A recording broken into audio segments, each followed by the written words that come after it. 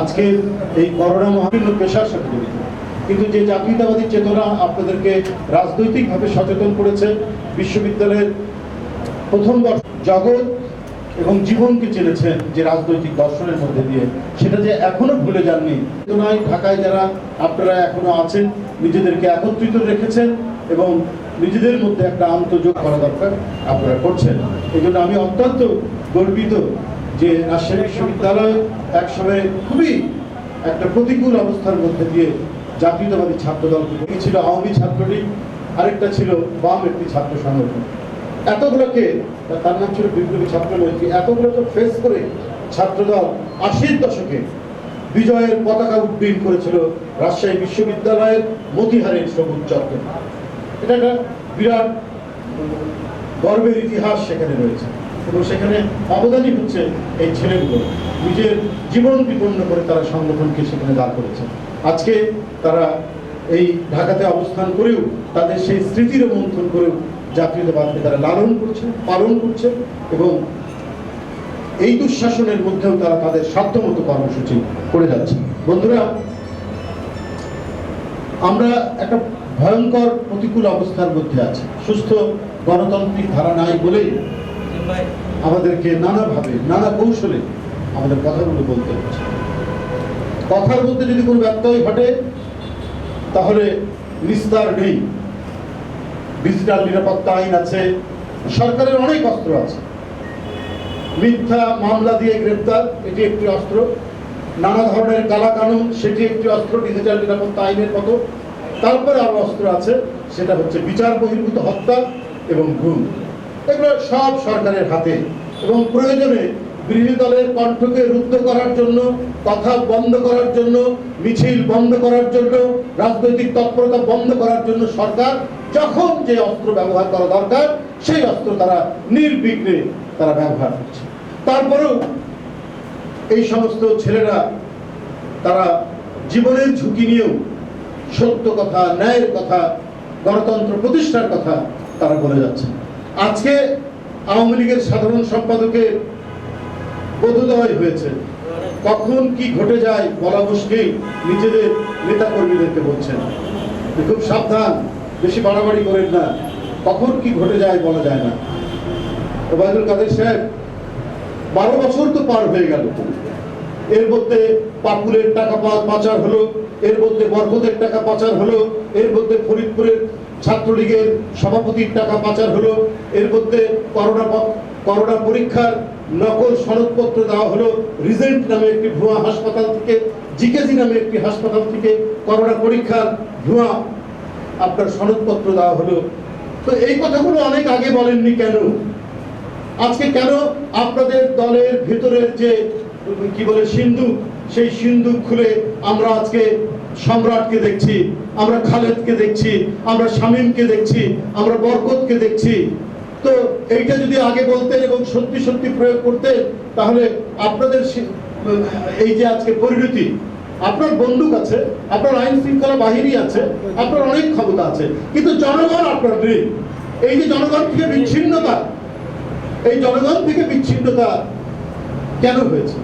এই কথা যদি আপনারা যখন ক্ষমতায় এসেছিলেন 2009 সালে, তখন থেকে বললেই নেতা কর্মীরা অনেকটা সতর্ক থাকতেন। কিন্তু আপনাদের আশকারা পেয়েছে, আপনাদের এক এমপি বলেছেন, এই তোমরা বাড়িতে বাড়িতে তোমরা নিজেরা গোলমাল করো, আর তোমরা বাড়িতে বাড়িতে গিয়ে বিএনপির লোকগুলোকে হত্যা করতে পারো না। টাঙ্গাইলের এক এমপি, তোমরা নিজেরা মারামারি করো। আরেকজন বলেছেন, এই যে বিহারতে আরেক এমপি, নিজেরা মারামারি করো, তোমরা ছাত্রদল বিএনপি লোকের সাথে পারো না, খালি নিজেরা মারামারি করো। উস্কানি দিয়েছেন, হত্যার উস্কানি দিয়েছেন, আর এই হত্যায় উস্কানি পেয়ে ছাত্রলীগ বিশ্বজিতের মতো এক কিশোর শ্রমিককে হত্যা করেছে। সেই দিন ওবায়দুল কাদের, আপনি তো বড় নেতাই ছিলেন, সাধারণ সম্পাদক না তখন, বড় নেতা, সেই দিন আপনার বিবেককে নাড়া দেয়নি? আপনার বিবেক নাড়া দেয়নি? ইলিয়াস আলীর মতো একজন সাবেক এমপি, তাকে গুম করে দেওয়া হলো। কে গুম করেছে আপনি তো জানেন, ওবায়দুল কাদের সাহেব।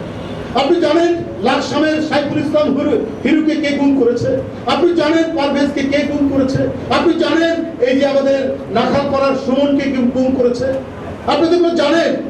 তো সেই দিন কেন আপনার নেতাকর্মী আইন শৃঙ্খলা বাহিনীকে বলেননি যে সাবধান, সতর্ক থাকবেন, বেশি বাড়াবাড়ি করেন না? কখন কি ঘটে যায়? আজকে মনের ভিতরে বোধহয় একটা ত্রাসের সৃষ্টি হয়েছে, আতঙ্কের সৃষ্টি হয়েছে যে কখন কি এত অন্যায়, এত অপরাধ, এত টাকা পাচার, এত লুণ্ঠন। তো এটা তো ভয় থাকার কথাই, হয়তো মুখ ফুসকে বলেছেন, আমি জানি না, না হলে কত কি তারা বলার চেষ্টা করলেন 21শে আগস্ট নিয়ে, 15ই আগস্ট নিয়ে, শুধু দায় চাপানো, নিজের দায় চাপানো। অথচ এরা আয়নার সামনে দাঁড়ায় না, এরা নিজের চেহারার দিকে একটু কখনোই তাকায় না। যে 15ই আগস্টের পর মন্ত্রিসভা কে করেছে? 21শে আগস্টের মুক্তাঙ্গনের জনসভা কে তো আওয়ামী লীগের দলীয় কার্যালয়ের কাছে নিয়ে গেছে? এগুলো বলেন না। মানুষ এখন কি বলে জানেন? ওবায়দুল কাদের সাহেবকে বলতে চায়, মানুষ বলে যে আপনাদের প্রধানমন্ত্রী শেখ হাসিনা যেটা বলবে, যে কথা বলবে, যে অভিযোগগুলো করবে, তার উল্টোটা বিশ্বাস করতে হবে। আপনি যদি শেখ হাসিনার বক্তব্য এবং অভিযোগ উল্টোটা বিশ্বাস করেন, তাহলে সেটাই সত্য।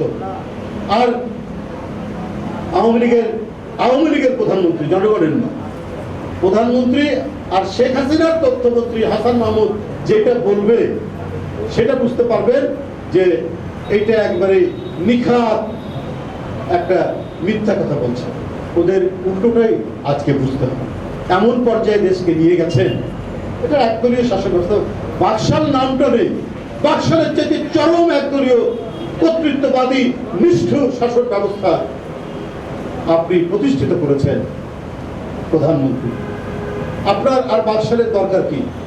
আপনার কথায় গাছের পাতাও নড়ে না। পরিস্থিতি এইরকম, যখন যাকে ইচ্ছা হেনস্থ করা, হয়রানি করা, সেটা দেশের বৃহত্তম এবং সর্বাধিক জনপ্রিয় নেত্রী বেগম খালেদা জিয়া থেকে শুরু করে বিএনপির বলিষ্ঠ নেতা, বর্তমান আন্দোলন সংগ্রামের যিনি নেতৃত্ব দিচ্ছেন, দলের ভারপ্রাপ্ত চেয়ারম্যান যারা তারেক রহমান থেকে শুরু করে, দলের মহাসচিব, জাতীয় স্থায়ী কমিটির সদস্য থেকে শুরু করে তৃণমূল পর্যন্ত আপনার অত্যাচার, নিপীড়ন, নির্যাতন, গুম, খুন, হয়রানি, মিথ্যা মামলায় বারবার কারান্তরীণ হওয়ার শিকার থেকে এরা কেউ রেহাই পায় না। তো এত নিয়ন্ত্রণ করার পর এখন আপনি চাচ্ছেন যে বিরোধী দলগুলোর অর্থাৎ রাজনৈতিক দলগুলোর নিবন্ধন রেজিস্টারটা নিজের হাতে রাখবে। তাই আপনার অনুগত প্রধান নির্বাচন কমিশনারকে দায়িত্ব দিয়েছেন, নির্বাচন কমিশনকে দায়িত্ব দিয়েছেন যে আরপিও 1972-এ যে অধিকারটুকু আছে, যে স্বাধীনতাটুকু আছে নির্বাচন কমিশন, কেউ নিজের স্বাধীনতা খর্ব করে? আর নির্বাচন কমিশন স্বেচ্ছায় সমর্পণ করেছেন নিজেদের স্বাধীনতা সরকারের কাছে। আরপিও 91E ধারায় যদি কোনো সংসদ সদস্য অথবা যারা প্রার্থী, এদের প্রত্যাহারের ব্যাপারটা নির্বাচন কমিশনের এখতিয়ারে আছে। কারণ গণতন্ত্র মিন করলে পরে নির্বাচন কমিশন একটি স্বাধীন স্বতন্ত্র সত্তা। আর এই নির্বাচন কমিশন নিজেরা আত্মঘাতী সিদ্ধান্ত নিয়ে নিজেরাই নিজেদেরকে একেবারে, আমি যেটাকে বলবো, হিজড়াই পরিণত করছেন। হিজড়া, না পুরুষ না মেয়ে। সংবিধান তাদেরকে দায়িত্ব দিয়েছে স্বাধীনতা, তাদের নিজস্ব স্বাধীনতা, এই নিশ্চয়তা আছে। আর 1972 আরপিও এই যে গণপ্রতিনিধি অধ্যাদেশ, এইখানে তাদের ক্ষমতাটা কেটে নিয়ে, অর্থাৎ মানে কার প্রার্থিতা বাতিল করতে হবে না রাখতে হবে, এটা এখন একটা আলাদা পূর্ণাঙ্গ আইন করার জন্য তারা সেখানে রেজুলেশন নিয়েছে এবং সেটা এখন যাবে পার্লামেন্টে, আইন হবে। অর্থাৎ এই নির্বাচন কমিশনের কমিশনার এবং প্রধান কমিশনার নিজের আত্মার অনুসারী, নিজেদের চেতনার অনুসারী, নিজেদের মনের মাধুরী মেশানো লোক, জনতার মঞ্চের লোককে বসিয়েও শেখ হাসিনা স্বস্তি পাচ্ছেন না, মোটেই স্বস্তি পাচ্ছেন না। এখন নির্বাচন কমিশনের ক্ষমতা, এটাকে আইন করে সরকার নিজের হাতে রাখবে।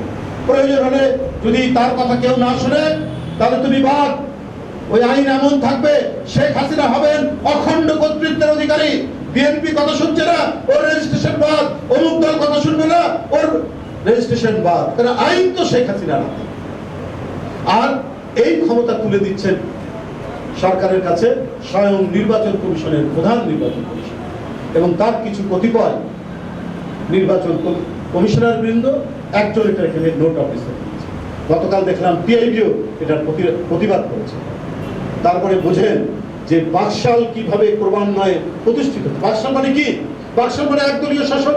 বাকশাল মানে অন্যের কোনো কথা বলার স্বাধীনতা থাকবে না, গণমাধ্যম থাকবে না, সংবাদপত্রের স্বাধীনতা থাকবে না।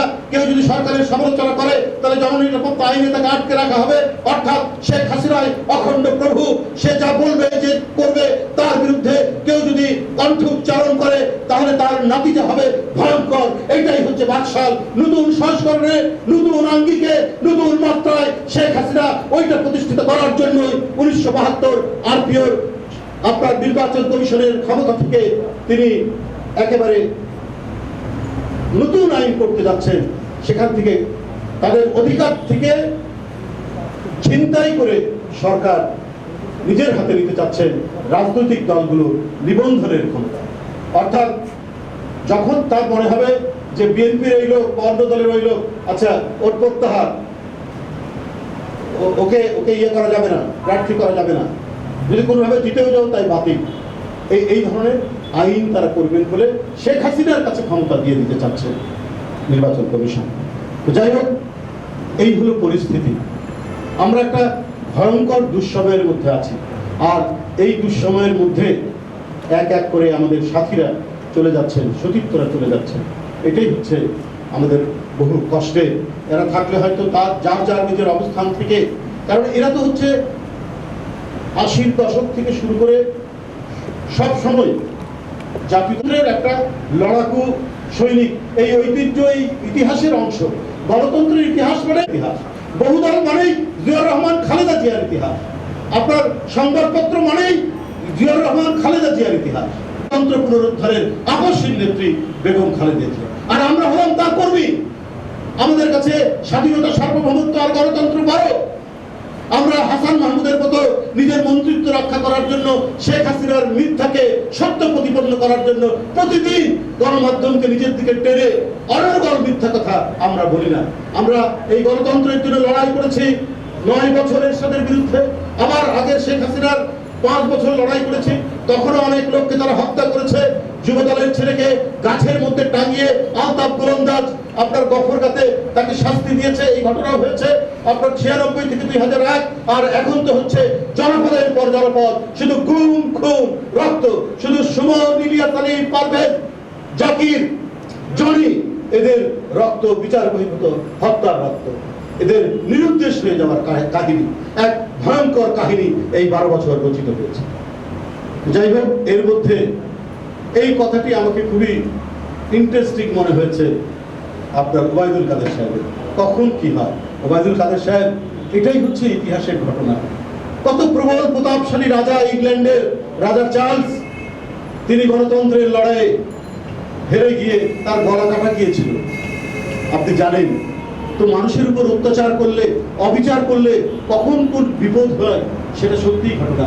শুধু রাজনৈতিক ঘটনা প্রবাহের বিপদ না, আপনার এই যে দেখুন প্রাকৃতিক বিপদ কিভাবে এসছে। কেউ কি জানতো যে করোনা মহামারীতে গোটা বিশ্ব একবারে লন্ডভন্ড করে দিবে, মানুষকে ঘরের ভিতরে থাকতে হবে, একজন আরেকজনের সাথে সংস্পর্শ থাকবে না? এটা কি জানতো? মানুষ জানতো না। কিন্তু হঠাৎ করে আজকে 6 লাখ করে দিয়েছে বাংলার এক প্রান্ত, বাংলা নয় গোটা পৃথিবীর এক প্রান্ত থেকে আরেক প্রান্ত। একদিকে প্রশান্ত মহাসাগর, আরেকদিকে আটলান্টিকের প্রান্ত, আরেকদিকে ভারত মহাসাগরের প্রান্ত ছুঁয়ে শুধু দেশের পর দেশ আজকে কোভিড-19 আক্রান্ত হয়ে মানুষ ভীত এবং সন্ত্রস্ত। ওবায়দুল কাদের সাহেব, আপনাদের কিছু ক্ষমতা হাতে থাকার কারণে আপনারা এগুলোকে কখনোই গ্রাহ্য করেননি। কোন দিক থেকে, দক্ষিণ না পূর্ব না উত্তর না কোন দিক থেকে বিপদ ধেয়ে আসবে সেটা আপনারা খেয়াল করেননি। মাটির ভিতর থেকে না আকাশ থেকে কোন বিপদ নেমে আসবে এইটা আপনারা কখনই মনে করেন না। যে আমাদের হাতে ক্ষমতা আছে, আইন শৃঙ্খলা বাহিনী আছে, কে আমাদের সাথে পারবে? কেউ আমাদের সাথে পারে না। পৃথিবীতে অনেক দেশ, এত প্রবল পরাক্রমশালী দেশ, সোভিয়েত ইউনিয়ন কি বিশাল দেশ, সেটাও কিন্তু একেবারে মাধ্যাকর্ষণ জনিত কলাপস, এই ধরনের একটা গ্র্যাভিটেশনাল কলাপস হয়ে খণ্ড বিখণ্ড হয়ে। এই ইতিহাস আপনাদের জানা নেই বলেই সামান্য ক্ষমতায় আপনারা এত বেশি নিজেদেরকে অহংকার করেন, এত বেশি আপনারা নিজেদেরকে শক্তিশালী মনে করেন। তাই করোনার চাইতে শক্তিশালী হতে গিয়ে আজ প্রতিদিন 50 জন 55 জন লোক মারা যাচ্ছে। আপনারা অসহায়, আপনারা নিরুপায়, আর প্রতিদিন খবর বেরোচ্ছে আপনাদের লোকদের এই করোনা নিয়েও জালিয়াতি, জোচ্চুরি, প্রতারণা। বন্ধুরা আমার, আমি দিল্লুবা শওকত সহ যারা এই করোনায় মারা গেছেন, শুধু রাজশাহী বিশ্ববিদ্যালয় নয়,